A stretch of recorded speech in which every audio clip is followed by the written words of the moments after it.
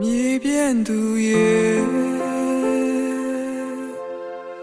တဲ့နှလုံးကယေရှုလိုရဲ့မင်းချောင်းတည်းဆိုညီပေါ်ခွေမင်းနာပဲအမြဲ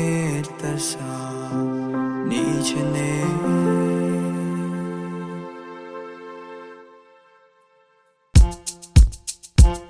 ချိန်ကငယ်ငယ်ကလေးကောင်းမလေးတယောက်အချောင်းမောက်ခွေပုံတော်ဖနဲ့ပမာရင်ပုံမကွယ်ချလေးရဲ့ရင်ကလေးမြင်နေပေအမူအရာအေးရွှေတော်ထိုက်တဲ့သူပြောင်းလေးတွေအသေးကတောင်းဆိုနေတော့အချင်းသားစကားတို့ပြောမပြဖို့နဲ့ဒီလိုနဲ့အနေတွေဝေးရွှေပတောက်ပန်းလေးမထွေရတော့တော်ကြဖို့ရမတော့စင်မြဲရှိသလိုထင်ပါဘူးမမြင်ပါဘူးရွှေတော်စိတ်တွေရဲ့တရားမှာအဝေးကချင်နေသူမို့သူမချင်လဲတော့ဖြစ်မဖွဲရပါဆိုပေမဲ့လဲသူကိုရင်ထဲမှာပိုင်ဆိုင်ချင်တဲ့ကိုယ်စိတ်များနေရယူလို့သွား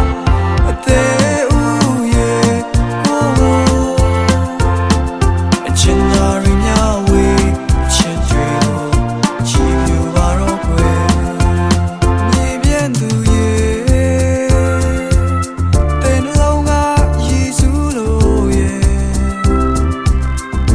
ကြောင့်ဒီဆိုညီပေါ်ခွေ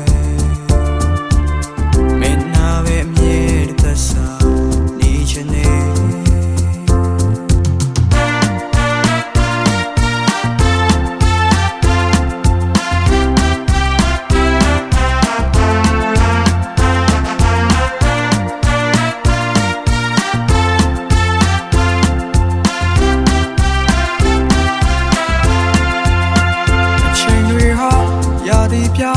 တောင်းစလဲ